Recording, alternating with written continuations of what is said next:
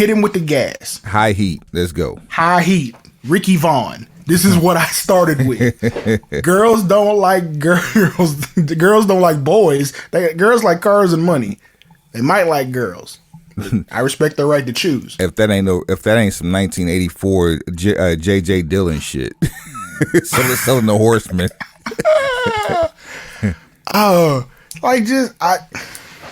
Okay. It's almost like the inner like you watch Full Gear and it's like the company is working in two different directions against each other. Like CM Punk and Eddie Kingston is exactly what I need pro wrestling to be. Yep. People getting hit, people bleeding. You don't have to bleed all the time, but people fighting. Miro getting slept. An emotional investment. CM Punk versus Eddie Kingston is exactly what I need from pro wrestling. Daniel Bryan, well, I keep calling him Daniel. I feel like JR. Yeah, I'm gonna say JR-isms. Bryan Danielson and Miro is also what I would like to see from professional wrestling. I believe in both the characters. I know that both of them can perform. So when the bell rings, I can tune all that extra noise out. I'll do you one better. Just watch. Kenny Omega versus Hangman Page is exactly what I need out of pro wrestling for a championship match. What I don't need are the Low Warriors coming out and co-signing that it's okay. I don't need that. But you have to, because now, even though now Hangman's the champion, the focal point of everything is going to be the Elite. Because again, who are you dealing with? So while Hangman's off being champ, having the best matches and doing his part and defending being the babyface champion that he is until his eventual loss, the face of the company, right? The focal point of Wednesdays will be what is going on inside the Elite. Let's get this shit moving, man. So all right, so we got this shit was already moving. Well, no, it's I mean, if we gonna keep it 1,000, you just figure out where in the middle of this shit you want to drop the intro. The shit already rolling. Well, shit, here it go. 3, 2. Welcome to the Broken Pencil Booking Company Pro Wrestling Podcast and Radio Show infused with hip hop. I am Wood. Made daily with organic, farm to table, localized, neuralized, sterilized, Scotch guarded for 2020 repellent, available online, shipped via Amazon, not available on Sundays, but now available on thebeastradio.com. Broken Pencil Logic. You stay classy, internet. I'm Suave Burgundy. Coming off the heels of another fantastic AEW pay-per-view, the Broken Pencil Booking Company Pro Wrestling Podcast and Radio Show infused with hip-hop return with yet another recap of AEW Full Gear. We embrace upon us the eating season that is Turkey Day, followed up by the Day of Our Lord. I said the Day of Our Lord. Day of Our Lord. We got a lot of shit coming up, man. It's the holiday time. Suave, what it is, man? The search for Wyndham Rotunda continues. He's been all the stories coming out of AEW Full Gear, that is still at the top of my list. The search for Wyndham Rotunda continues. He has been marked safe from a pay-per-view appearance, but he's been marked safe from his 90-day no compete. We did get one hell of an appearance, which we'll talk about here shortly. We got a few things to talk about. We gotta check our predictions from 140 to see if we covered the spread. I feel like we might have aced it. I think you aced it. I think I missed one. Well, when I ace it, we ace it. To quote the great griot producer Wyclef Jean, it's a we thing. You know what I'm saying? Hey, you know what I'm saying? I mean, if your team's not holding up a trophy, are you really winning? What did you win? Oh, as the great Chad Butler once said, work harder. Pimp C also said a lot of historical things, but none that we'll get into at this point on this episode. The professional wrestling version of the hip hop version of Dusty Rhodes, right there. You think? I know. We've already played the Atlanta interview on this show once. I mean, let's keep it 1,000. Like, on the cool, Richard Flair and Chad Butler. It's hard to say that ain't it. It was the fashion that made him the Richard Flair. It was the mic work that made him Dust. I mean, cause Chad don't do that common man shit. He don't talk that common man talk. That ain't him. Take that monkey shit off. You embarrassing us. You feel me? Like $10,000 Rolex. They go hand in hand. Smell my cologne. You know what? And that cologne ain't cheap. That's the tape we got to do. That's the one we put in the can. What's that? we need to get a list, a mixtape of wrestlers and their rap counterpart. Ooh.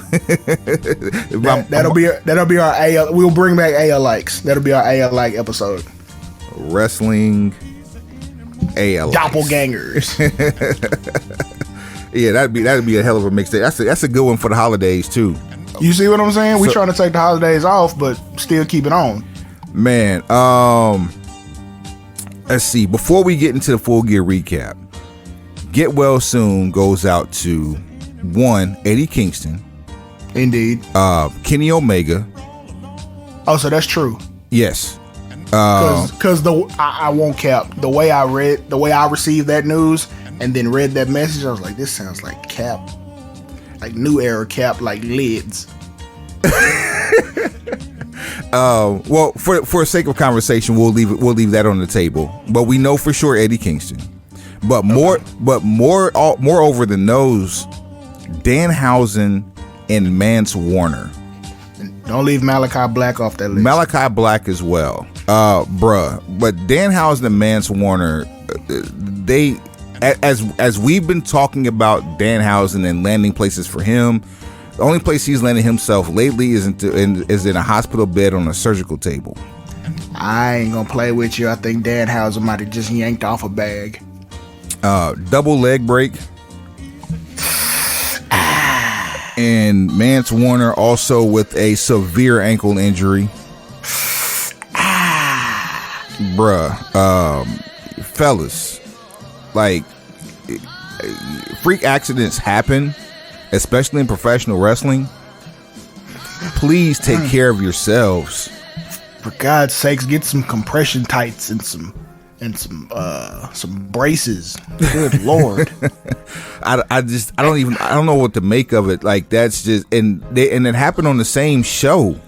Ain't nothing wrong with rocking no knee braces. Just, I mean, come on, man. I don't want to be.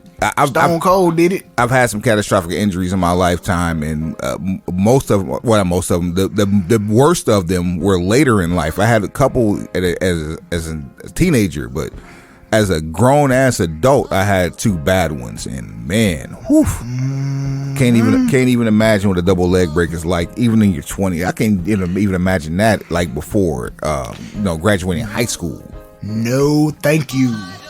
Get well soon, fellas. We'll see y'all in the ring here shortly. Not too shortly though. We want you healed up. We don't want to see a freak show. That said, over under 60% Danhausen ends up in the Dark Order. It wouldn't be a bad fit. Perfect fit. They need leadership. Man, those days are over.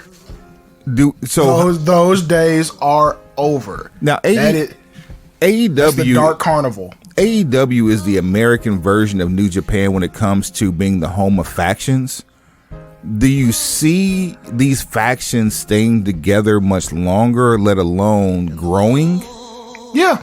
Because they're AEW in a lot of ways. Look, who are we dealing with? That's gonna end up being the title of this show, because you have to know. Understand your audience, who you dealing with. That's it. And at the end of the day, even like we get on Stanford for the same shit. But in almost any situation where you're putting your money in and it's your, air quotes, your ass on the line, you're creating for an audience of one. Like, all bullshit aside, like, I'll be even more honest. When I'm creating music, I am creating music for an audience of one. Yeah, I mean, if I don't like it, I don't give a fuck what you think. If I don't like it, you'll never hear it. That is an unwritten rule that has gone over the length of time that people have been breathing. Like, people tell you in broadcasting, whether it be in school or whether it be word of mouth, it's a one-on-one conversation. Me talking to the pencil pusher, Massive, is indeed, even though there are many listeners, there's only one listener that we care about, and that's you, the listener. One, singular, not thousands, not hundreds. One. Right. So at the end of the day, if Tony Khan is writing TV, he is writing it based on what he thinks would be cool, what he thinks would be dope. He's writing for an audience of one. So if he's entertained, he feels like there's enough people that identify with his point of view that it will entertain more people. A bunch of hymns. Right. And that's why analytics is so important, and that's, kind of his lane. He's like, how many people exist that really think like me? What was his title? Well, is his title for the Jags? Is it Vice President of Statistics? Damn if I know. That dude's a numbers guy. Jaguars. Mind you, there are two cons. Yes. He's a co-owner. He's co-owner, but I don't know what his day-to-day positioning is. Let's see here. Executive Vice. Now he's the EVP of football admin. See what I'm saying? Like, he's just moving up, and they're just giving him more titles now. Yeah, and technology. But at one point, I do remember that statistics was part of his title or part of his duties. Yeah, anytime you're dealing with marketing, statistics is gonna come up. So I'm certain he's dealt with statistics, and which cross over in the athletic form into analytics. Yes. But he's writing for an audience of one, and he feels like he's done the proper research to know there's this segment of the population that thinks the way I do. So if they think the way I do, they're gonna like what I like. So I'm gonna write this so that I like it. Well, as we say that and we cap on Tony Khan, let's just go ahead and go right into Full Gear for your main event. That the one everybody was wondering about, Kenny Omega versus Hangman Page, your winner. AEW World Champion Hangman Adam Page. Now, this is where me as a fan, I have to be mature, and where other people as fans have to be mature, because this is exactly what we said should happen. Yes. People that think like me, so audience of one, but people who think like me and people who agree with when I said it, this is exactly what should have happened. Absolutely. It was time. It was time. You can't be sour about it because new toys arrived before you got the payoff. So, like the shiny new things that you just got had you thinking about all the different possibilities of what could happen if this. The bigger stars, air quotes, the end result of Full Gear was always supposed to happen that way. Yeah. So you just appreciate it, enjoy it. They paid a storyline off, long-term booking. Regardless of how good or not so much you think it is, or how it panned out, they completed the mission. People don't understand that not only was this a 2-year storyline, but Hangman Page was involved in the very first AEW World Title match. Right. So it's a culmination of having him being so close, but always being so far. And after 2 years, to get back to the top of the mountain, the top of the food chain, if you will, there is absolutely no way that he was not going to win without looking like AEW Dreamer. I mean, you'd have had to really take it back to the 80s type thing where, like, air quotes, the Horsemen come out and everybody jumps him and you just don't get a decision going off. But then you need a big wow to kind of sweep that away, and then you can continue the chase. But dang, it ain't no more. You know what I'm saying? Like, it ain't no more, fam.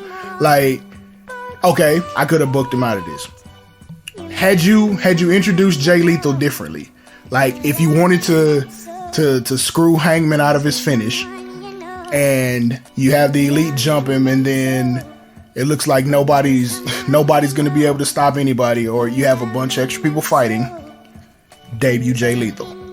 Well, is Jay Lethal, I mean, of course to us he is, but is Jay Lethal main event enough to jump in? This is AEW we talking about. I'm not delusional about this. I haven't had any shrooms. Whatever your question is, yes. So he's main event enough for whatever we decide. We've spoken about him in the highest of regards. He was probably the most prominent double champion we've seen in our lifetime. He was the ROH World Heavyweight Champion while simultaneously being the ROH World Television Champion, and only defended the television championship during TV and the World Championship on pay-per-views and touring shows. He is the hood's last hope, and he is now all elite. So the one person we were worried about, especially as it relates to age, was Jay Lethal, not because he's too old, but because it to the point where it's too late to go to Stanford or Orlando, whatever the case may be. We have that answer now. He is all elite. He just could not be in a situation where you're expecting him to start from the bottom. Now we here type shit. We ain't got that much time. And then also, I need you to treat me like I'm something when I need the AJ treatment. I need you to treat me like I'm somebody the day I get here.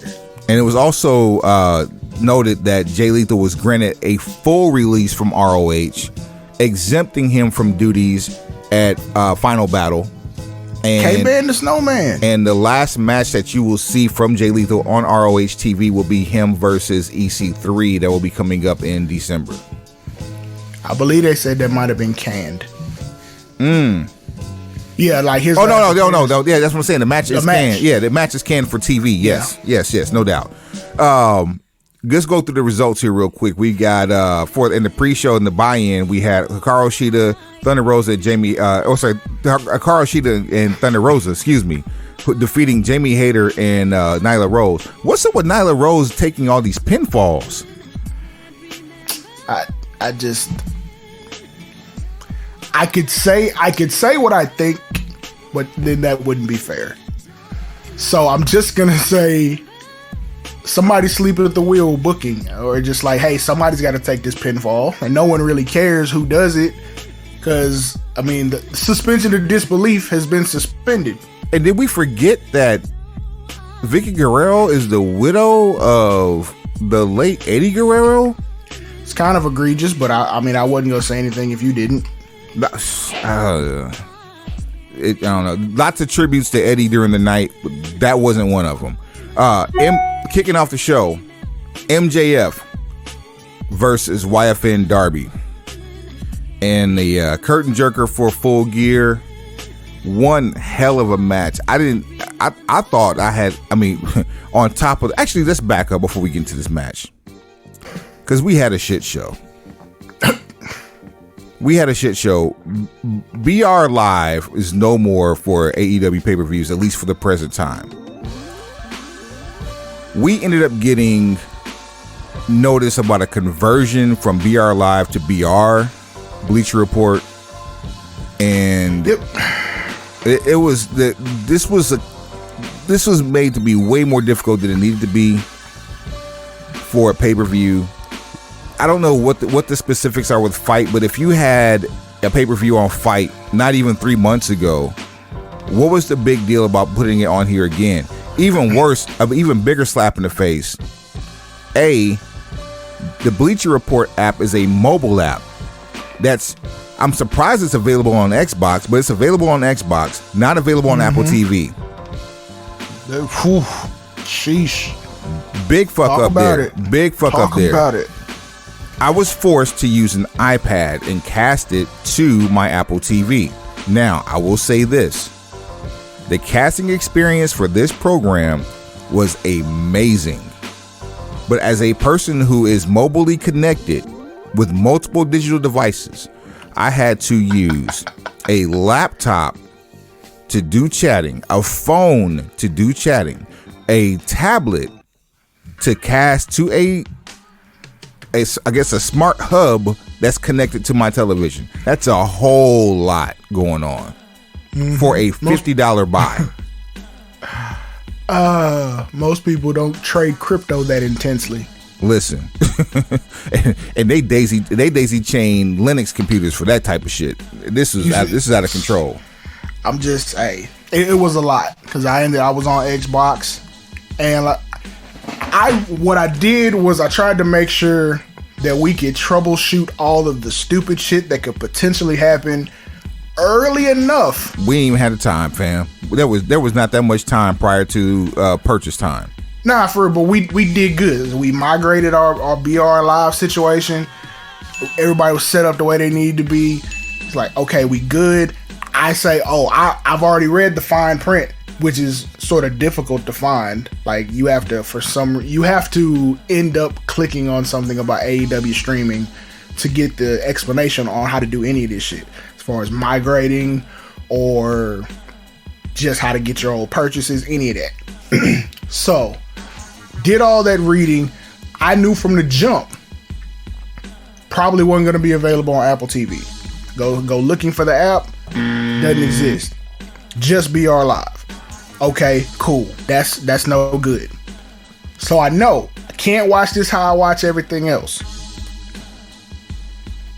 So it's okay. I look compatible devices. Wow, Xbox. Cool. I ain't really watched anything streaming on the Xbox in a while. It'll be good. We got direct line with the high speed internet. We good. We'll be straight. Go through there, and I turn my Xbox on early because I know there's always like some, when you don't game regularly, there's gonna be like some update that takes like forever. So turn it on, make sure we update it, download the Bleacher Report app, sign in, bam, we in the paint. It pulls up. It seems like your experience was, even without finishing your statement, your experience was much better than mine, because my casting from my iPad, which 2020 iPad Pro, or sorry, iPad Air, flex. I wish I would have cast it from my damn MacBook, super flex. Yeah, the brand new MacBook. Don't Pro ho. I just, man, I was watching it. I froze up. The audio was great, but I froze up. Mine wasn't done. You thought my experience was no. I wasn't like stopping you from explaining. I knew you were in the middle of your story, but I keep going, because we're about to go back and forth on this one, because I still got more. This is ridiculous. We should not be spending this much time talking about a streaming experience. But go ahead. No, but you have to, because somebody over there is listening, and when they hear this, they can relay this to Anthony. Or Kanos, they can relay this to Anthony, and he can get something figured out. So, all purchases pull up, right? Shows everything that's ever been bought. It's like, cool, everything's here, except the two that we've watched on Fight, being All In and All Out. Basically, All In and All Out. Those are the two that have been on Fight. The irony. Fantastic catch there, sir. Dez caught it, and so did you. So I try to pull up I say, okay, It's early enough in the day. We got some space in there. Let me see how this shit works. Let me see what the experience is gonna be like. Let me figure out how to rewind, fast forward, how is it gonna play out. Try to play one of the old pay-per-views. Loading time is ridiculous. I mean, it's just circle. I'm like, oh shit. Here we go. I'm glad I'm here early so I can work through this. I pull it up on the Bleacher Report app on my phone. Because I do use that regularly. I check scores, stats, all type of shit. I log in with the proper credentials and try to pull up one of the purchases from there. Hold on. Setting the space in terms of bandwidth. Suave's bandwidth is legitimately 50 times faster than what I have available. Go ahead. I mean, I live a good life and I know a guy. Well, I know a guy too. In fact, I am the guy, and my life is pretty damn good, except for when it comes to this internet. Continue. Yeah, I was trying to keep kayfabe alive. That's all. That's all I was trying to do. Kano saying, continue. Remember the suspension of disbelief. We try to get it unsuspended, but get it off suspension. So loading time stupid, and I'm like, I know this can't be my internet, but in an attempt to make sure it's not me, refresh everything, reboot, prioritize that device. For those of you who've ever had that app where you can prioritize which device gets the most internet, I did that too. Still, loading time wasn't cool. I pull it up on the app and start trying to watch the same program.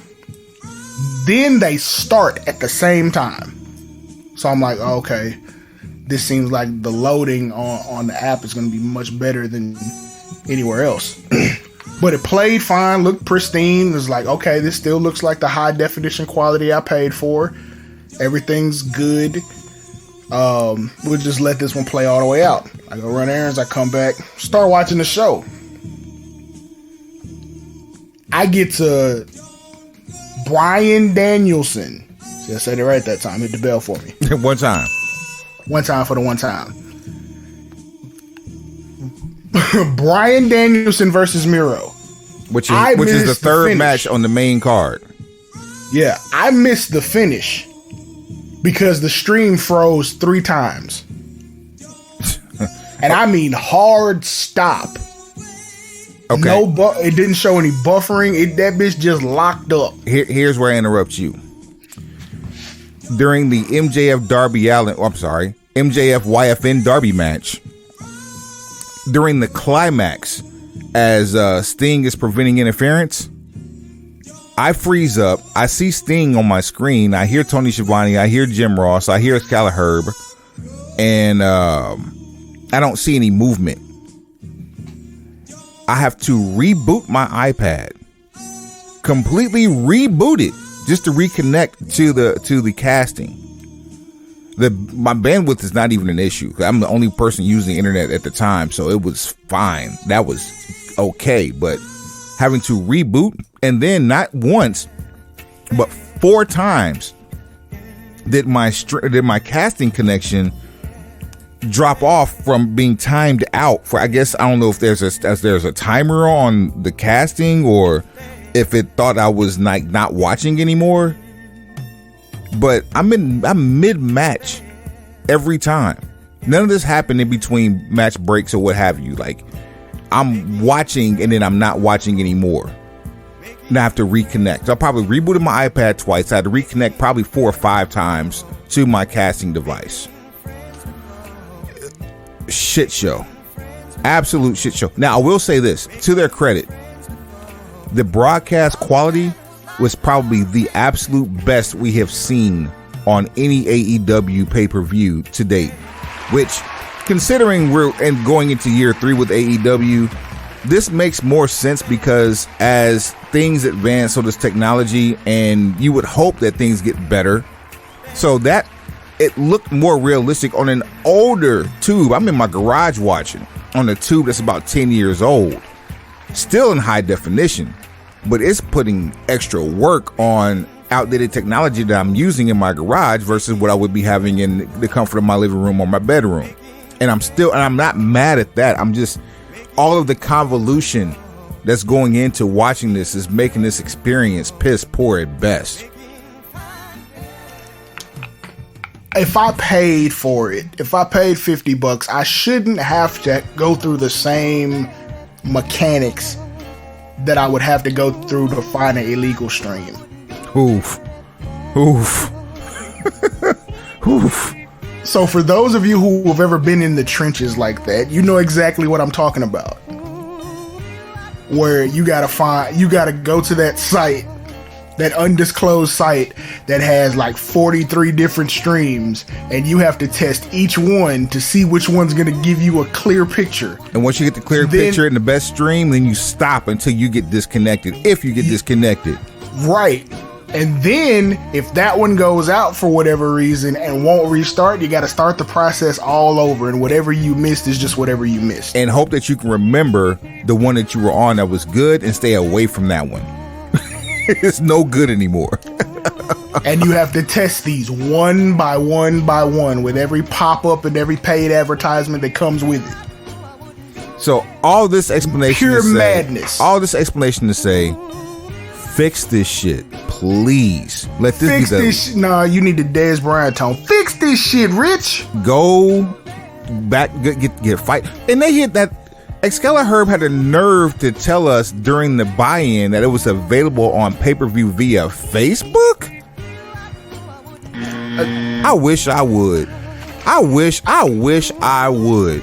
Yeah, I'm not. Yeah, not in the metaverse. No. What in the metaverse are you thinking about, sir? You gonna have me spend $50 to sit and watch a Facebook stream? Is you shitting me? Boy, fuck you. Twice. Metaverse you. Twice, you no good rat bastard. Have you ever uploaded a video to Facebook? Do you know the compression that goes on? No, thank you. All right, back on task though. YFN Darby. Miro would have looked like Baron Von Raschke. Who showed up? YFN Darby takes the L. Great match, great story, and of course MJF pulls out the Dynamite Diamond ring and sleeps Darby for the victory. And beats the man with a side headlock like he said he would. Side headlock takedown for the 1, 2, 3. Shout out to MJF's ring gear, kind of like the tip of the cap to Ric Flair, on some Ric Flair Sting recreation type vibe. Like, there are some subtle placements and Easter eggs and different things that go on within these feuds and rivalries that it keeps you entertained. One of the ones that's been happening a lot lately, really since the passing of beautiful Bobby Eaton, has been FTR paying homage to the Midnight Express in the form of 80s font tights, rainbows on the tights a la Sweet Stan Lane. What else? Sweet Stan. Even the music, the cheesy ass 80s synthesized music sounds like like the Great Value version of the Midnight Express's NWA anthem. Yeah, they couldn't figure out how to flip that one, and they couldn't play it note for note. Well, they didn't want to. You don't need to do that. I mean, the point was made. So no, what I'm saying is that these guys are also fringe millennials with Gen X influences that are from the South. Old souls. You feel me? That maybe that's why I root for FTR like this. I don't even know about them personally, but as a tag team, I absolutely root for them. And that Dr. Harwood on Twitter is fucking gold. I don't care what anybody says.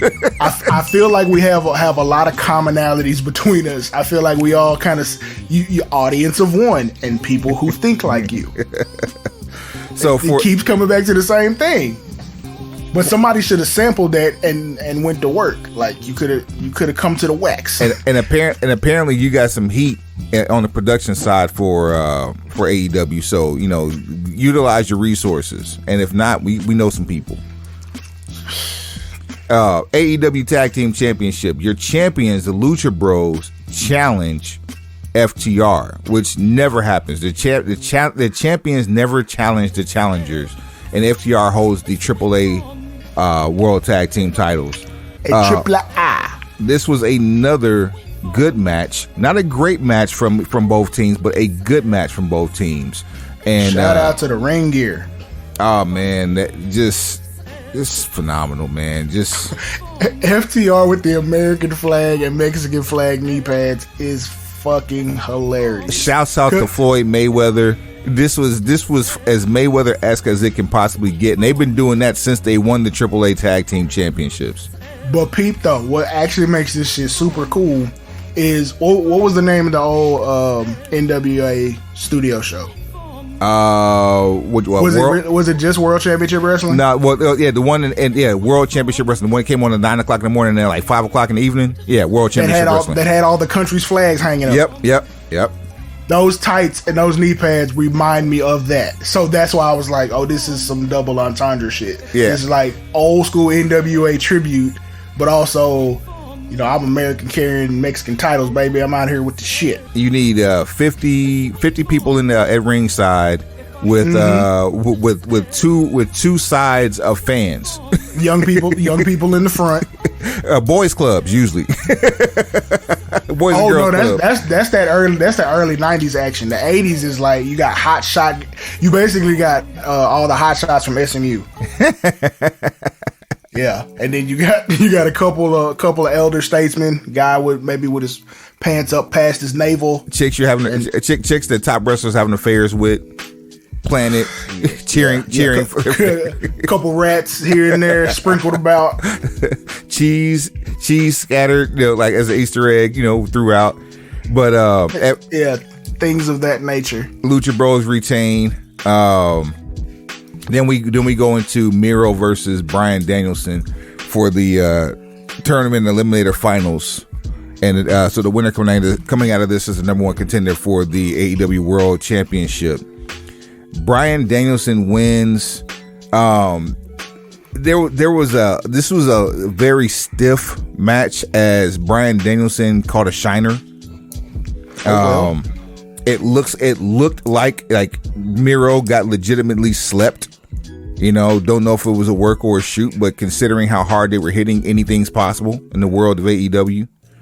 I think just me personally thinking out loud, it's got to be a work, because I think if you slept him in real life and he got up, he would make sure you didn't get up. And the story here obviously was Miro's neck, even though his hamstring was heavily taped and has been for a few weeks now. I thought Bryan had fucked himself off on that the gut wrench that came out when he went from the knee bar into the gut wrench into the back suplex. I thought Bryan had fucked himself completely. I thought we had an incident on live television. And even though that match was not either of their best work, it's definitely worth another look. That match was damn good.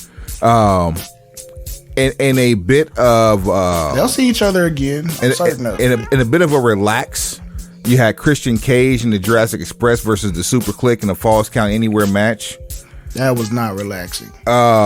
It got ugly. That shit went 20 minutes too long.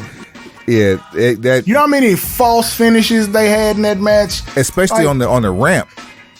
Oh my god, they should have never got to the ramp. We should have never made it to thumbtacks on a knee sleeve. We should have never got there. Oh man, just. And you hardcore, and I throw that in quotation marks and air quotes, should never look that organized when it like the thumbtack on the knee sleeve. Like why are we doing it? I understand, but why are we doing this? Putting thumbtacks in Jungle Boy's mouth. Man, you want to talk about super kicking him while he's in the camel clutch. You want to talk about a recipe for an undaunted accident? Put some metal in the mouth of somebody who's going through a hole while trying to sell and hope that they don't swallow. There's no way he had a dental dam in his mouth to prevent that from going down. There's no way those are actual thumbtacks that went in his mouth. It wasn't candy. Let me find out he had a mouthful of sweet tarts. Hey, anything's possible. You can spray anything with a clear coat. This is true. I'm just like, if we're really doing that, if we're at this point where we're not kayfabing the HJ, and you really gonna knee me in the face with thumbtacks, and because I have a mask on, you think it's gonna hurt me less? Yeah, we might well just pull the strap out the gym bag. Arn Anderson's Glock makes a cameo appearance. Yeah, you feel me? We done lost the shootout. So it's funny how you're building this card as if it hasn't already happened, because that match was next. But the story at this in this Falls Count Anywhere match was Jungle Boy recovering from a concerto, and he ends up delivering one to Adam Cole, baby, for the 1, 2, 3. Kyle, hurry! We have to save Adam. Man, and then let's see here. What's the next one? Cody Rhodes and Pac versus Malachi Black and Andrade El Idolo. I don't know what happened here. I don't. The chemistry with everybody seemed off, and as fuck, absolutely. And I'm sure the crowd's unappreciation of, or disdain, whichever the case may be, for Cody Rhodes did not help anybody in this match. Bruh, I legitimately want to see Malachi Black versus Pac. That's me. It's coming. Something about El Idolo is off. I'm not saying because of anything I saw in this match. I'm just saying presentation wise. We had such high hopes for what he could be away from, air quotes, the Stanford Supermax, about how well he could work, about, he didn't necessarily have to talk, but maybe he could. But we did know he could work. He's really been off ever since Zelina left his side. If you want to keep it 1,000, his best work came in NXT with Zelina in tow. I mean, these are truths. I'm just like, something ain't clicking, and I'm like, figure it out. I know what part of it is. He ain't necessarily cleared by the court of public opinion for TV appearances. I know what'll fix it, but and being next to Malachi Black ain't it. Nah, not it at all. I know exactly what'll fix it. But we've already seen El Idolo versus Pac. Let's see Malachi Black versus Pac and see what we get from that. Please and thank you. CM Punk versus Eddie Kingston. This was a big fight. Oh, this was a big fight. Glory be thy name. The match hadn't even started. Eddie Kingpin. Oh, hold on. Let me put some respect on this. Hold on. Swap. Pencil pusher Eddie Kingpin. What's happening, Eddie? Eddie. For those of you wondering, Eddie showed a little love to our 140 episode cover, which had him on it. He was the sole person on the cover art for episode 140, and he showed a little love to it. So we've officially claimed Eddie Kingston as a pencil pusher. And I don't think Eddie Kingpin was even tagged in that post. But so from this point forward, I will refer to Eddie Kingston as Eddie Kingpin. Kingpin. Hits a spinning back fist. Spinning back fist in front of the referee before the match starts and clocks CM Punk. Game on. Game on. What if we could get his character shift and be like the plug Eddie King? After the things that they've been saying about him, pre-match, post-match, all that other stuff, we may not be too far off from that happening, especially with Moxley at home convalescing. Great match. We got some color.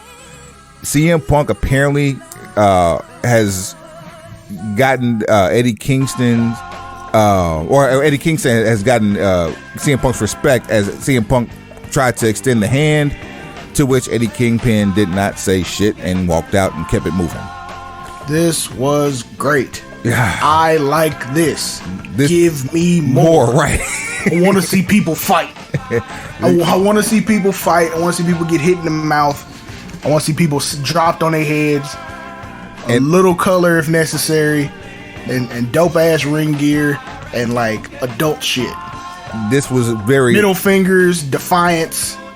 And the crowd seemed a little flat during the middle part of the show, but by the time they got to this, whoever was still like reserving energy, they let it all out for this match here. This was good stuff, man. yeah, AEW like paced this show like fast break action, and like they didn't give you really very many chances to come down. And then the last match that we haven't talked about, but definitely not the last match of the evening, was the Inner Circle versus the American Top Team, which was Junior Dos Santos, Andre Arlovsky, Dan Lambert. Dan Lambert was Scorpio Sky Need the Page, of course, but Dan Lambert was actually in a Dope Dealer Blue velour tracksuit with a headband. How do you spell clusterfuck? Two MMA super juggernauts. Their manager in real life, Ethan Page and Scorpio Sky. That's how you spell clusterfuck in AEW. No, how you spell clusterfuck is Y2J.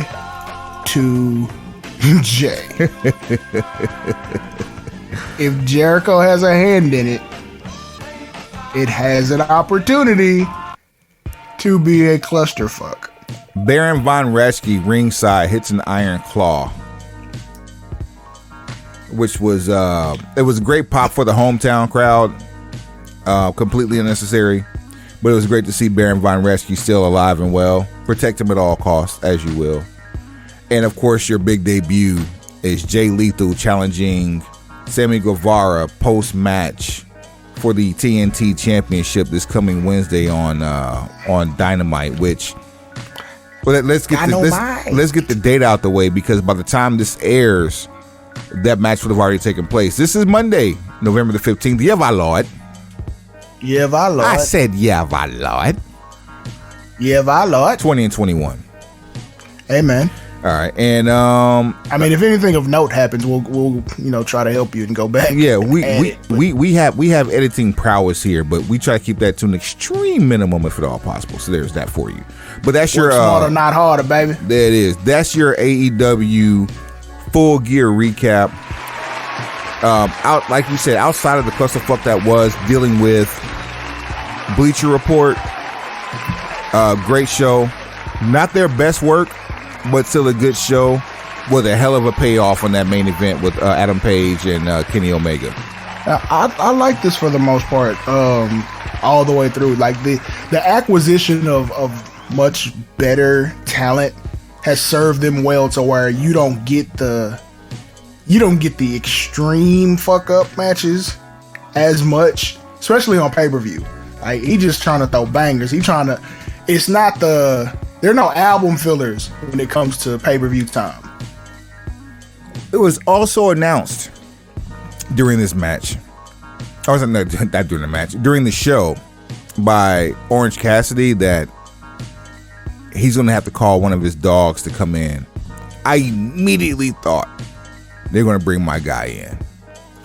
And it was confirmed before the end of the show that coming to AEW to team with Orange Cassidy is New Japan Pro Wrestling's own, and now the winner and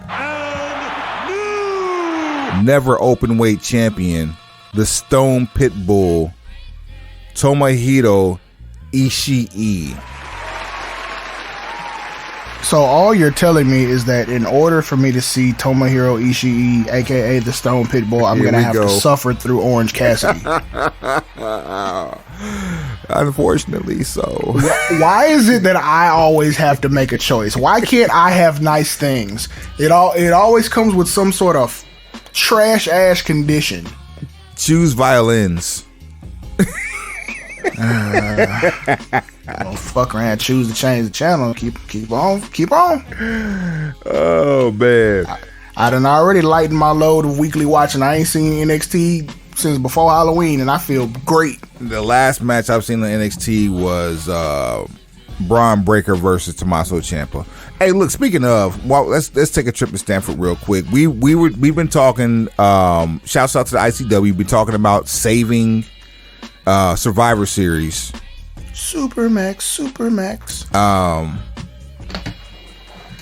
Did we get our, first of all, King Woods goes to Instagram to talk a little shit about the tribal chief, and this is your daily acknowledgement. Have you acknowledged your tribal chief today? I have. Head of the table. And then he also adds a stipulation or a proposal for stipulation at this year's Survivor Series, because we've been talking about it. There's nothing on the line that we haven't already seen before.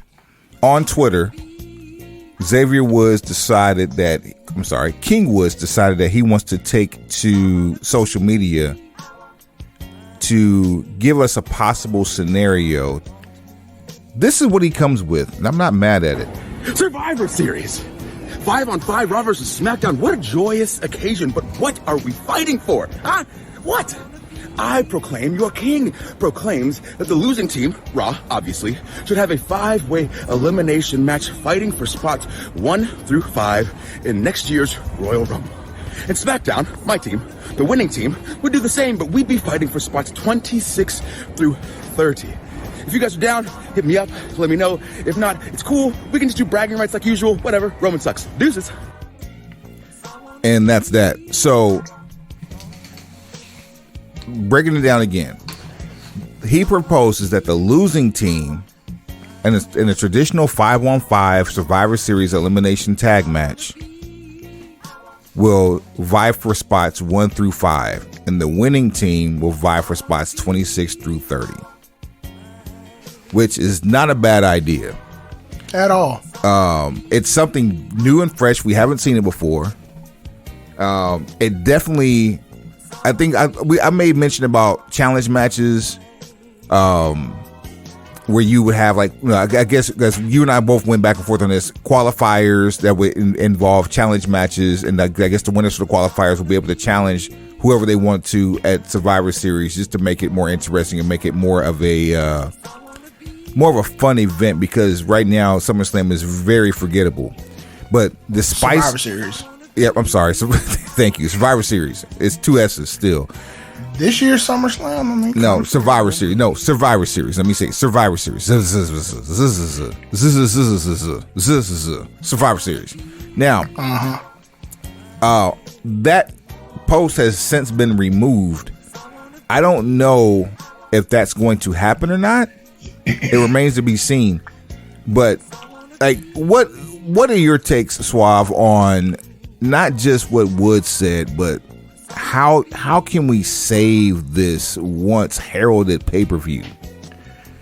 I mean, even fighting for brand supremacy doesn't mean shit if it doesn't mean shit. Like, if there are no prizes, then why are we here? If there's nothing to win, then why are we playing the game?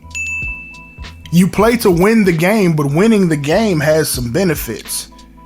Like, this is literally the one pay-per-view where we're guaranteed no title changes. Like, money. It could be anything. Put $1 million up. Do the Squid Game shit and have a big old piggy bank fill up with dollars. Hell, link up with DraftKings. Do some DraftKings shit with the talent. But too much like, right? But I mean, you have to win something for this to matter.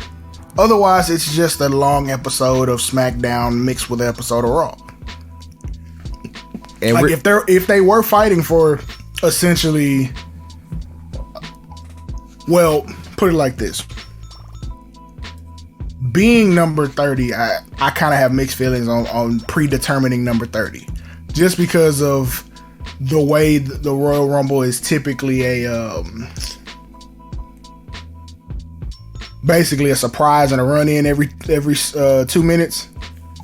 It's to take the suspense out of some of those numbers. It's Christmas Day to wrestling fans, whereas WrestleMania, or the day after WrestleMania, is New Year's. You feel me? So I like it because they're competing for something. They could compete for the first pick in the draft. Then you make the draft mean something. Because at the previous Survivor Series, either SmackDown or Raw won the big, whatever you want to call it, the W Cup. and they get the first pick in the draft. Listen, as much as I like that idea, I have zero faith in forward thinking and remembering storylines almost a year later. There's no way they hold on to the fact that Raw or SmackDown was the winner for their respective brand to get the number one draft pick for the following year. I have zero faith in that being. But just make me believe it. The suspension of disbelief has been suspended. At least for 10 months, huh? You know what I'm saying? Like, anything. Okay, you could say the winner of Survivor Series, their championship match is going to be the main event of WrestleMania. Like, there are different things you can fight for that make sense. Like, the winning team, is guaranteed matches at WrestleMania. Because, I mean, that's that's kind of a tongue-in-cheek thing, but for real, like, some of those people that win the Survivor Series won't be anywhere near WrestleMania. Oh boy! Like, again, monetary, cut a check, a gym bag full of money, like the '90s. Straight Big John Studd, Andre the Giant action. Like, don't even complicate it. Like, we putting money on this. Whoever wins Survivor Series, we gonna break $1 million up for your side. Hard cash money. And then you can have everybody from that show celebrate with, fake money or whatever until, they actually, because it's a kayfabe, you're not gonna get any extra money. What you get is what you get. And you better be happy you're getting that, because they cutting people every day. Knowing full well. Price just went up. Price just went up.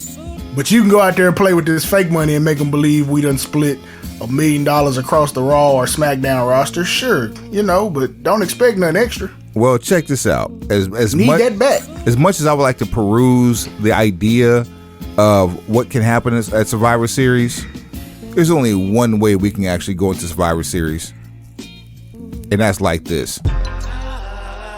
Hey. You know who ain't gonna win. You know who ain't gonna win. You know who ain't gonna win. Let's say that bitch again. I know who ain't gonna win. You know who ain't gonna win. You know who ain't gonna win. We say that bitch again. One, two, three. Get your tail.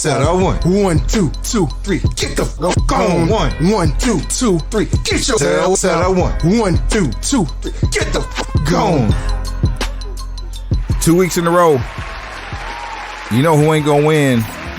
Featuring the Broken Business Booking Company Pro Wrestling Podcast and radio show infused with hip hop. This time, WWE Survivor Series taking place on Sunday, November the 21st. Yeah, my lord. I said, yeah, my lord. 20 and 21. Hey, man. And this is taking place in St. Louis, of all places, at America's Dome. Or the Dome at America Center, or whatever the hell they call that place now. I remember when it was open, it was the TWA, when it opened with TWA Dome, which TWA doesn't even exist anymore, but hey, whatever. At any rate, this is the one pay-per-view per year where we're guaranteed to see no titles exchange hands, which is a waste. I digress. Let's run through the card real quick. Raw Tag Team Champions, Rated RK Bro versus actually, I'm sorry, not Rated RK Bro versus the SmackDown Tag Team Champions and the Usos. Suave, who ain't gonna win? We've got to start protecting the Usos a little better than what we're doing, so I'm gonna say that RK Bro ain't gonna win. As much as I would like to agree with you, I think the downward spiral of the Usos continues. I'm saying the Usos ain't gonna win. Like, I mean, we out here talking big money, cash money for the 99 and 2000 shit. I mean, we doing it at a high level. Like, we ought to beat somebody at some point. I mean, maybe once. Maybe not. We shall see on Sunday.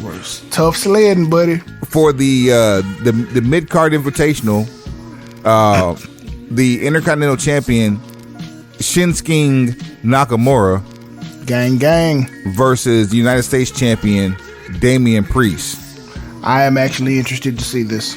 This is going to be a really, really good match, or it should be at least. the name on the marquee is going to say Damian Priest, but you and I know that Punishment Martinez is coming to wrestle Shinsuke Nakamura. Please and I'm believe for it. Please believe it. I'm 100% here for it. And because I am trying to make Nakamura great again, Damian Priest ain't going to win. I'm with you on that one 100%. Damian Priest will not win. Neither will Punishment Martinez. Although we will get an appearance from Punishment Martinez in this match.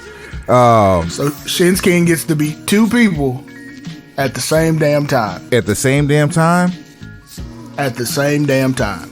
For the women, Team Raw, we have representing Bianca Belair, Rhea Ripley, Liv Morgan, Carmella, Zelina Vega versus Team SmackDown, Sasha Banks, Shotzi Blackheart, Shayna Baszler, Natalya, and one more to be announced.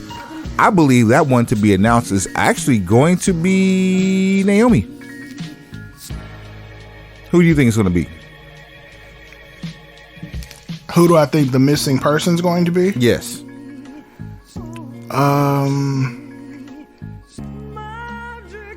Asuka. Wow, we haven't seen her in a month of Sundays. Yeah, it's just some shit from left field. I don't trust anybody to do right, but I mean, if Asuka's ready to go, then why not? So who ain't gonna win? Is a better question. SmackDown. I'm gonna say SmackDown ain't gonna win, but do we really care? Like, the question I want answered is, what happened to the water cooler talk that said Bianca Belair was gonna be the big star coming out of losing in 26 seconds? Like, they were gonna build her and it was gonna pay off as some big situation and Bianca will be so much bigger a star. She's on a show that has no direction whatsoever and she's lost in the middle of said show. That's what happened. Like, the best thing you have going for the show is making everybody the sacrificial lamb for Bobby Lashley. Charlotte tried to fix this. But you wouldn't listen. The one time that we actually give a shit about Charlotte and the things that she does, look what happens. Charlotte tried to fix this and you wouldn't listen. Damn you. And here's proof of your lack of direction. For Team Raw, we have Seth Rollins, Finn Balor, Kevin Owens, Bobby Lashley, and Austin Theory. We're trying to get younger. We're trying to get newer. You got to get... I mean, if anybody's going to be thrust into that position, Austin Theory's that guy. They're strapping a rocket to Austin Theory. He looks incredibly like Ethan Page. That's another story, though. I hate the new ring gear, but...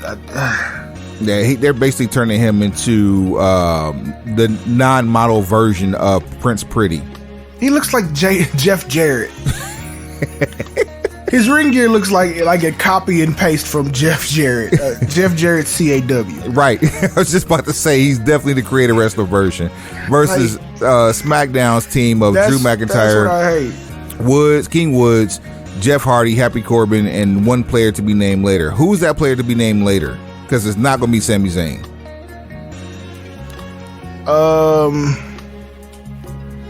Who haven't we seen on SmackDown in a while? Just period. Like, who haven't we seen? Sheamus. Okay. Where's Cesaro? He's on SmackDown. Okay. Who else? I can't think of anybody who I want to see on this team. Don't limit it to who you want to see. Wait a minute. How about Mustafa Ali? Okay. Considering some things we've heard and seen from him in the which he'll be coming up here past. shortly. But yeah. I want to say Mustafa Ali is going to be the player to be named later. So that said, who ain't gonna win? Does it matter? Yeah, it really don't, because we're not playing for shit. There's no brass ring that comes out of this. That whole good speech from Woods on social media just under the damn radar. I feel like Woods probably for Woods. I feel like, it probably is a good idea that SmackDown goes over.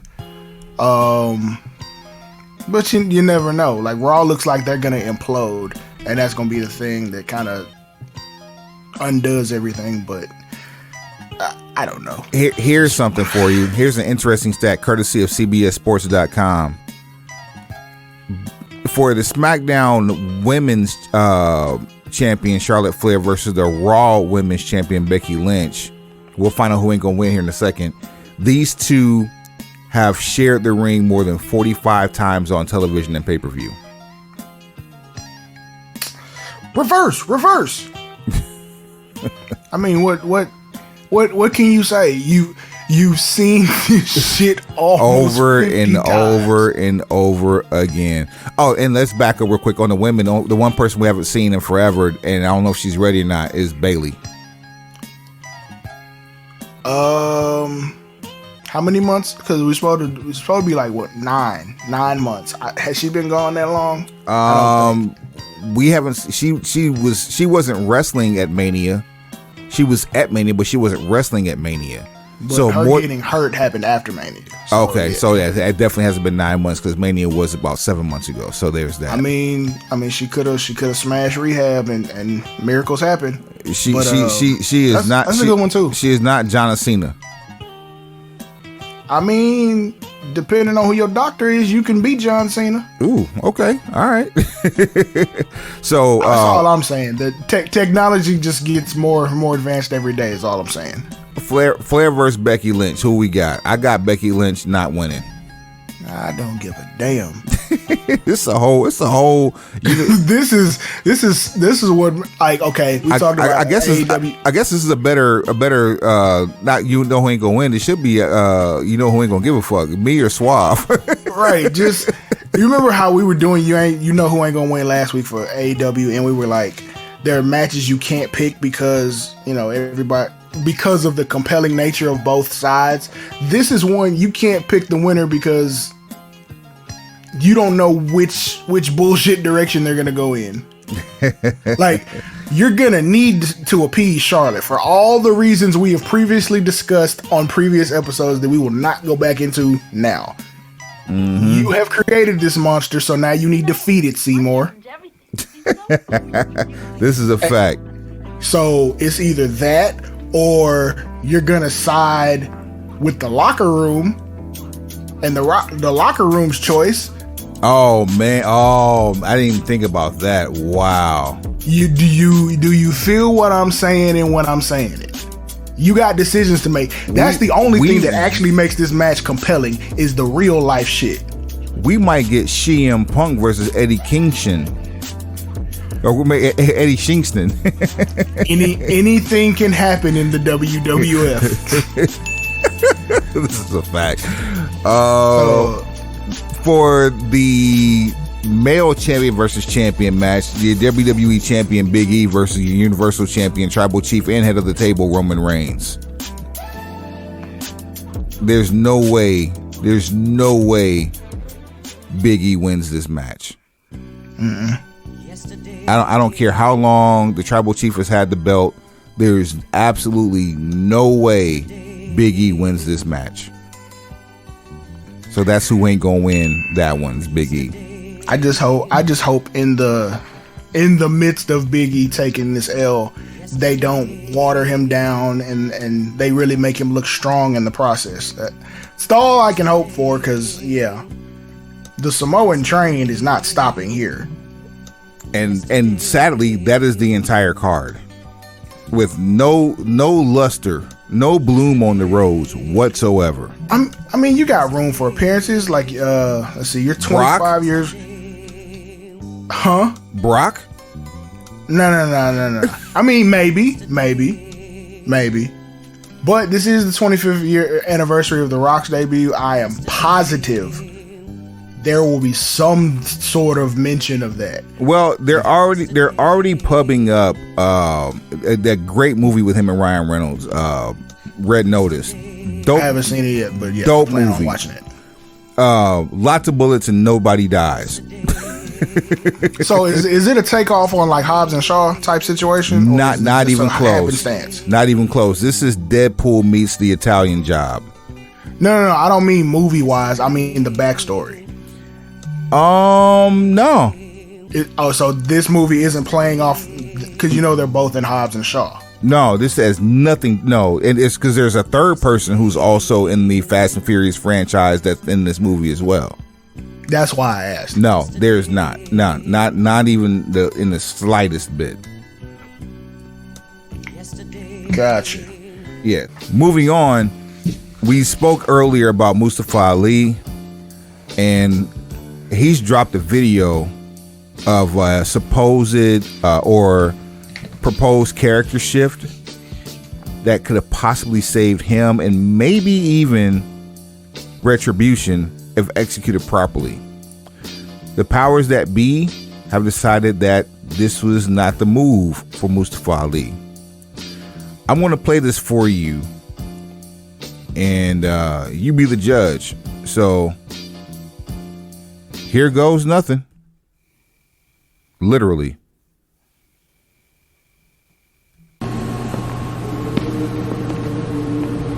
Good evening, America. Tonight, I need to discuss something of the utmost importance to our great nation. Something that I have personally been striving for my entire life. And that is acceptance. You see, despite being born here in the United States of America, every day I have to prove to you that I belong. So I didn't correct you when you would mispronounce my name because I didn't want you to feel embarrassed. I was mindful of the clothes that I wore because I didn't want you to think I looked suspicious. I lowered my head and said nothing when you would make jokes about what I look like or where I might be from. I did all of this with the hopes that one day you would look at me and see your fellow American. But you didn't. And the truth is, you never will. And despite my greatest efforts to fix this problem, I realize this is a problem that I cannot fix. But I can overcome it. And I will do just that. I will do that by launching a campaign for a new America. You see, in this new America, it is your name that is just too hard to pronounce. It is you that looks suspicious. It is you that I do not accept. It is you that does not belong here. In this new America, there is nothing more American than someone that looks like me. So to anyone out there that feels like a stranger in their own home, I want you to reach out. Take my hand. Believe that in Ali you can trust. Thank you. Good night. And God bless our new America.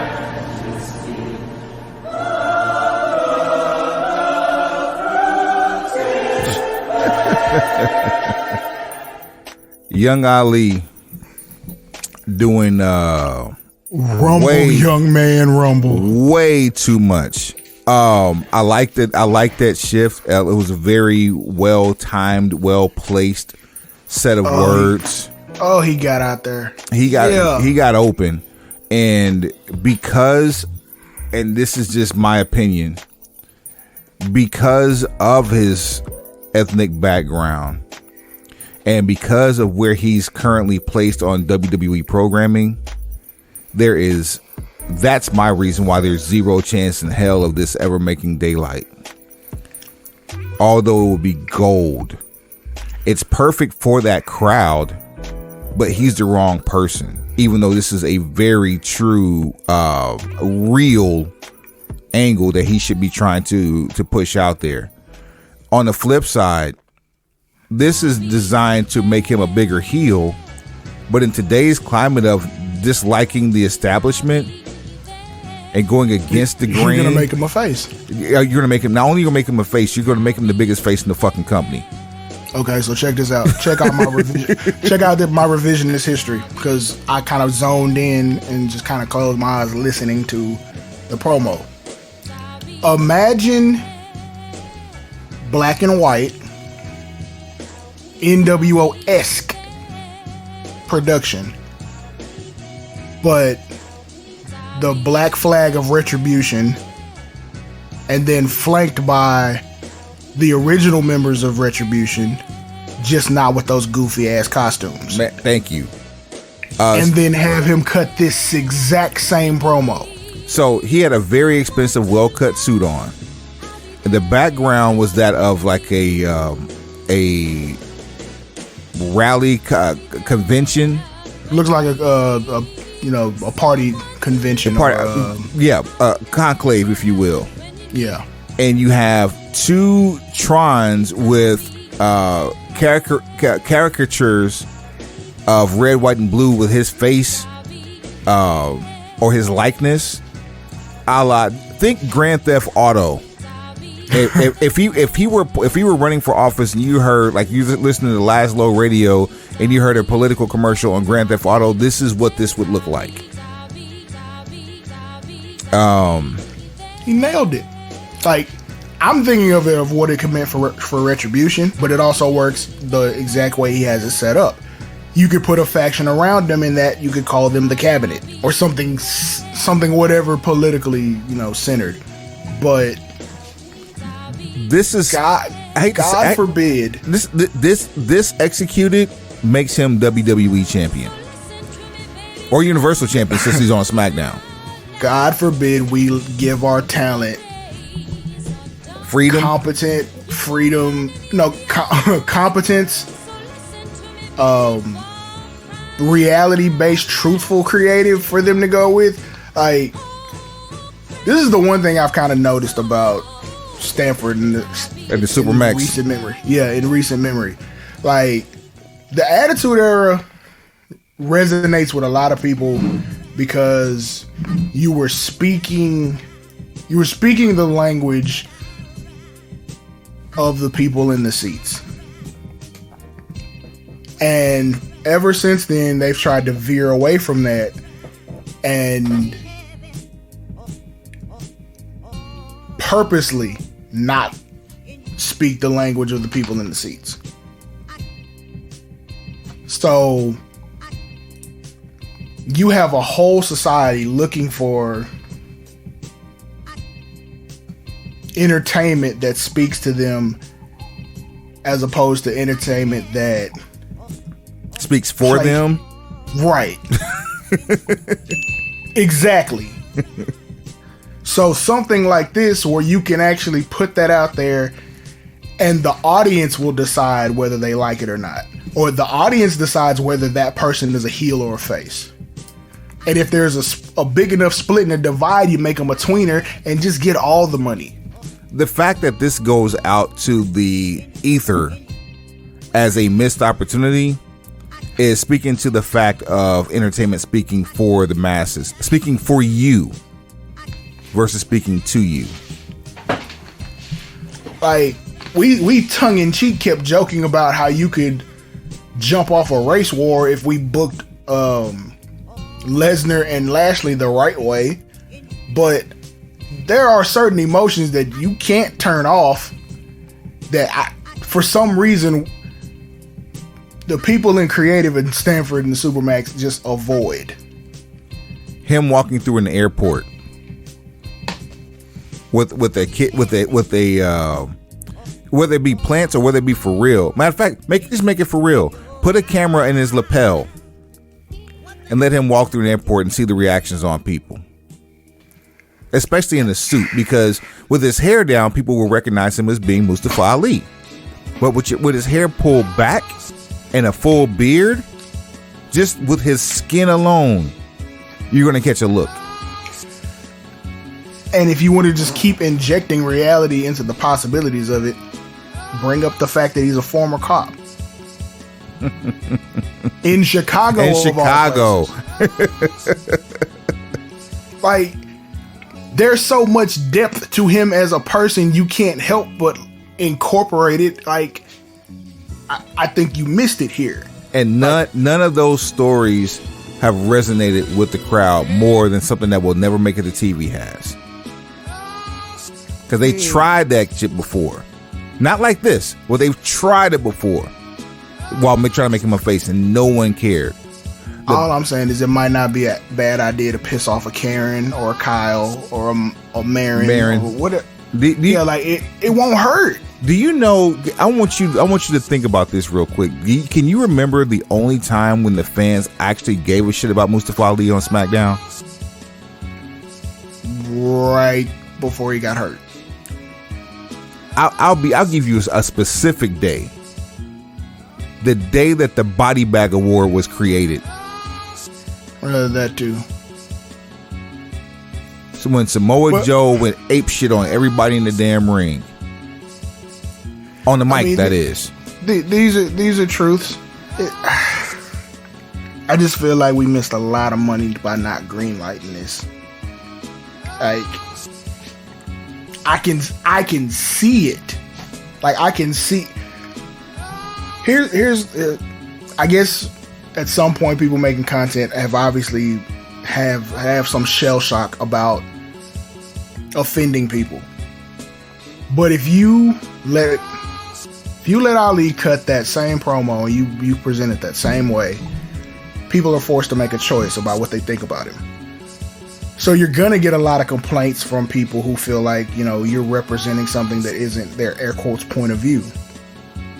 Do you realize at one point in wrestling, those were the people who were gonna buy the most tickets because they want to see him eventually get beat up? That's literally how the game works. So if he's tweener enough, he's a face de facto. So you're gonna have people that air quotes represent the other side of the argument try to foil him. So people will pay to finally see that happen. You're paying. Everybody's now paying to see. You want to talk about asses and seats? He can single-handedly put an ass in every seat in an arena just for his one match, whatever that might be. Look, and added bonus is him on the mic. Eric Bischoff say controversy creates cash. I'm inclined to believe him in this space. I feel like an opportunity was missed.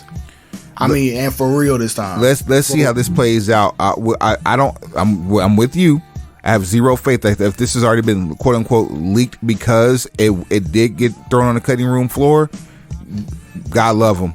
But if for some odd reason this gets picked up and gets recycled, I'm still here for it. It's good enough to where it can last and actually be viable. That's pretty much all I got on this one. This, like you said, I'm missed opportunity, relevant, emotional investment. All of these things you get from this, not just this promo, but this version of Mustafa Ali. I don't get it. That's super weird. Like, I mean, in one sense, I can absolutely understand why it got nixed, and it's for all the wrong jackass reasons. I think I really believe the biggest reason why it did is because of the network that he's on. Okay, then switch networks, man. What's the fucking problem? Like, okay, if for, and I kind of disagree that it's the wrong network because of the exact reason I said. People are gonna watch to eventually see him get his ass kicked, and you just stretch it out for as long as possible. That used to be the formula. Yep. Anybody remember Sergeant Slaughter? He had a pretty wild 1990-91, didn't he? He was an American sympathizer after being a G.I. Joe character. An Iraqi sympathizer after being the face of I'm sorry, correct, yes. The face of the G.I. Joe toy. Like, this man was every bit as famous as Hulk Hogan in real life. And the height, and mind you, he wasn't even in the WWF then. He was in the AWA. How could that man been getting checks since checks was getting printed? How can a man with a regular look, balding prematurely, be the biggest draw, the biggest attraction, and for an organization that didn't have him on weekly television, didn't have him on every house show, and no one really watched the programming on ESPN? Meanwhile, shout out to Monty Capuletti, the regular guy look. Easy Money, y'all. Do your Googles on Easy Money. Shouts out, rest in peace, Rodney Dangerfield. Joe Pesci did his thing. You see what I'm saying, boy? I didn't know you knew about that, Suave. That's classic right there. That's one of my favorites. Hey man, say my resume is lengthy and my catalog is sufficient. Open 23 hours. You feel me? We shut down for 1 hour for sleeping repairs. And you pull up at that time. You can wait in line. Man, bring us your thoughts and your comments. Show at brokenpencilbc.com, brokenpencilbc@gmail.com. That's brokenpencilbc on all social media platforms, at brokenpencilbc on what? Everything.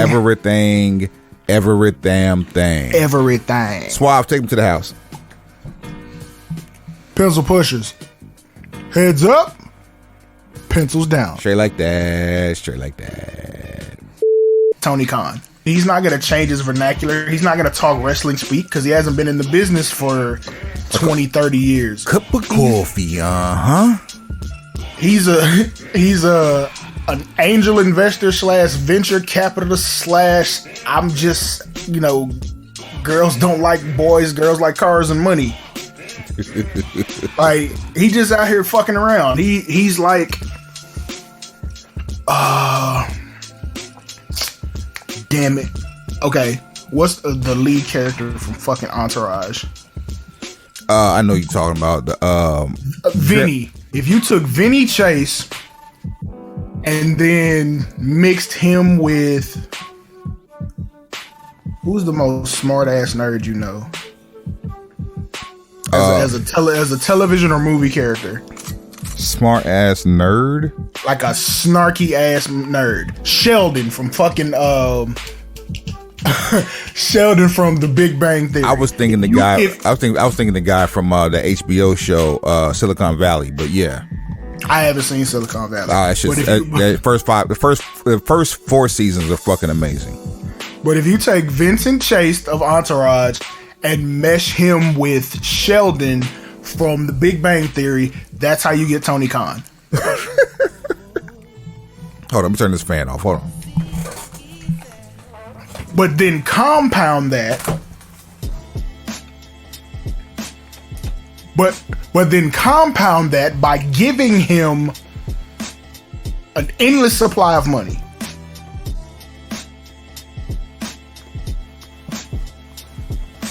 He's a terrorist. He's a domestic terrorist of professional wrestling culture. He's going to do what he wants when he is the Mandarin of professional wrestling. Wow. But I mean, yeah, like he's gonna say stuff that people would call taboo, that the average internet centric wrestling fan is just gonna be like, oh, that's just the way he talks. Like the popular unpopular opinion is Tony Khan. Yeah, there it is. So it's like, for some people, especially with newer fans, like if you started watching in the Attitude Era, it's a little different for you. Cause I thought about this the other day. I'm like, I'm a fringe millennial with Gen X influence in the South. This shit different for me. I've seen a lot. And then you go back and you try to get ingratiated with the stuff that happened even before you were watching. But while I thoroughly enjoyed the Attitude Era, I understand that without ECW, it doesn't exist. And I also understand that it will never happen again. Right. And just, when you get on YouTube and you get to looking at videos, and then you just 4 hours later you look up and it's like, where did the time go? You fell down a rabbit hole. That's what you wormholed yourself. You have this group of internet wrestling fans that wormhole themselves into the most obscure fetish opinions. Because it's like, you became a fan of Kenny Omega, probably somewhere around, his performances in the G1, because that's when it really became a thing amongst people to actually openly discuss Kenny Omega. Now, you got crate diggers who were on him even before that, but I'm saying for not even the casual fan, but for people who are like really into the culture, but maybe not watch Japan like that, just for lack of access. People in America and the internet in general started to circulate and kind of revolve around Kenny Omega then. They would go look at that, and instead of following the New Japan product, which would be my move. Like, okay, he out here popping, let me see what else is popping here. They say, fuck that, I'm following Kenny Omega specifically. So then you end up looking at the other shit where he's wrestling blow-up dolls. And then you see the other shit where he's wrestling the Invisible Man. And then you see everything that goes into the idea of the Golden Lovers. And now all of a sudden, you have a completely different outlook on what air quotes wrestling is or can be, and what you want to see from an event. And it starts to blend a whole lot of different worlds that everybody ain't a part of. And shit gets weird. Dude, weird is the best way. Hold on. I'm going to give you an example. Hold on. And I kind of want to put this on the show, but I don't want to, simply because it's like, even for us, it's too much. Like, you'll see what I mean. I'm going to give you an excerpt. All right, here we go. You feel like you're in a fight. And it really just makes you feel alive. And so, I try not to think. It's almost a meditative experience where it's like you're just feeling everything, and it's what it. And then afterwards, I go back, and like, there's this joy that you can't. Nothing else in life feels the same way. I would say like being around my kids is a different type and better joy. Like I would if I had to choose one or the other, but it's a completely unique joy that's unlike anything else. Hey, Tony, question about Bryan. So you booked Bryan to win the tournament, setting him up as the number one contender. Are you worried? Can you explain the thinking behind that? And are you worried it's going to undercut your new babyface champion, given that Bryan is so over and popular with the fans? I don't think so. I think the fans are conditioned, whether it was like CM Punk and Darby, or CM Punk and Eddie Kingston, or Bryan Danielson and Eddie Kingston. The fans right now are conditioned to great wrestling matches. So Hangman Page versus Bryan Danielson, I think, is one of the best wrestling matches I could possibly give the fans. And especially because Bryan Danielson wrestled the prior champion to a 30-minute draw, I think there's nobody with a better resume. He's been in the company for just over 2 months, but in the time he's been here, nobody has out-wrestled him, and furthermore, nobody has wrestled more than he has. He's taken on everybody and then some. So I think it's the logical challenger based on all the wrestling we've seen from Bryan Danielson. See what I'm saying? It sounds like he was reading the comments from a Facebook post. And this is the thing we deal with, because like professional wrestling is the only thing that's close to a full-fledged professional sport that doesn't have media, like real media. So you get people, you could get any fucking yahoo to get credentials enough to ask that. And see, here's what's crazy. At a media scrum, hell, I'm almost certain on 7 days' notice we could pull off some shit where we have press passes and try to ask one of those questions, depending on who we get to work the phone. Or we give a little bit more credence than the average person does to professional wrestling for obvious reasons.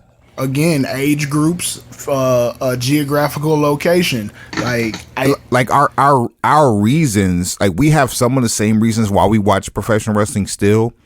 But I would say the biggest thing for me is because I've always been in tune with the business side of it. And it's not so much as I want to be like on the inside of shit, more so than it is. It's a great tutor for how you carry yourself in the professional world. Like as far as you, not like in a corporate environment, but as far as being able to handle business in a business-like manner. Yeah, how to deal with the world when you have a level of notoriety. Yeah, among other things, like just dealing with people and money.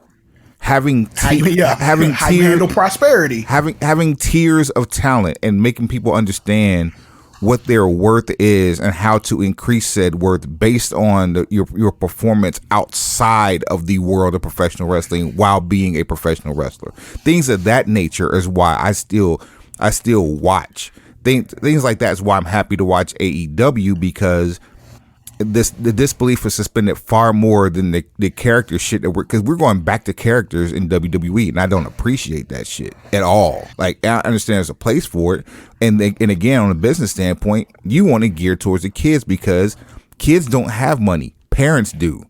And we were the kids that were watching in the 80s who are having kids now, and grandkids for that matter, that are watching these products and going to these live shows and getting that experience that we got as children, but on a much, much bigger scale, which translates to higher dollars because the expendable income of the average American is way more, exponentially more than it was 30, 40 years ago. So, be that as it may, I will respond with the words that I told Phil recording an episode of Campaign Radio way back when the All-Star game came to Dallas. Fuck them kids, I want to see a dunk contest. And there's that. But what I'm saying, but as far as the media goes, what I'm saying is to say that they don't have real media, I would disagree. I mean, I fucks with Dave LaGreca. You know, I respect the trajectory that Bully Ray has had since, you know, eventually fully retiring from professional wrestling. But at the same time, like, he's been a fixture on Busted Open for 4 years now. Like even longer than that, if you want to count the pre WWE run that he had. And then like Mark Henry. I don't know if Mark Henry ever had any history in broadcasting prior to Busted Open, but shit, he's making it look good. Like he's making someone with, and again, this is an assumption. He's making someone without previous talent or previous knowledge of said talent look good, look like it's something that's viable. So to say that they're not real media, you're missing my assessment of real media. Not that you sound like real media. I mean, like, professional football has media at every level. Whether it be beat writers, whether it be, I'm not just talking about ESPN analysts that discuss the sport. That's a different you're absolutely right. That's a different conversation because like SWE has cameras, had cameras, but they didn't have anybody covering it. Like, it's not like we have Bill Apters out there now. That's like no real media. Like, I hear that. There's somebody that works for a newspaper that is working a AAA ball game and in fucking buttfuck Arizona. Hell, Oklahoma City for that matter. Wherever. Like, there is a beat writer who is working a AAA team or a double A team or whatever. Or an A team. You know what I'm saying? Just trying to see if they can catch something of note. You don't have real media, like because you don't have like physical magazines anymore. Right. Like you're not writing about anything. Like these are opinion pieces that we get from other. It's like blogging. Yeah. I mean, yeah. And fucking Meltzer, like, Meltzer has a slant. Yeah, the magazine era completely changed the landscape of territory wrestling completely. Without the magazines, the territories don't last nearly as long as they did. You're right. I'm with you. I'm totally with you. But that's what I mean when I say there's no media. Yeah. So this is with this answer. This is about as far as I got, and I didn't even realize that immediately after the Danielson interview, CM Punk came on, and he's on for, it looks like, let me see here. 15. What's that? 15. I can't even see. I'm so damn blind right now. He's on for a good 15 minutes. And who's this on here with him? And it's like that is, I get it. He's trying to Tony Khan is trying to legitimize professional wrestling by giving access like you would give access to a pro athlete following a game. Get it.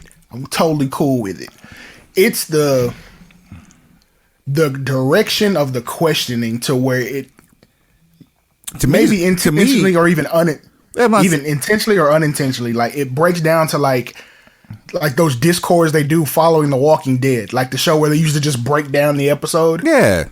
And talk about people in and out of character, and it's just like it's one big make believe shit. Like that's the vibe I get from them. Don't make me pay $50 for some shit and because to me this demeans my $50. And for what? Like you're giving this away for free, but you're making me pay $50 to watch the shit that you're literally giving us how the pencil was broken, so to speak. I mean, don't you always get the director's commentary free? Not free. You get it with a purchase. Because you bought the real movie, so you watched what you wanted to pay for, and then they just threw in their opinions as a bonus.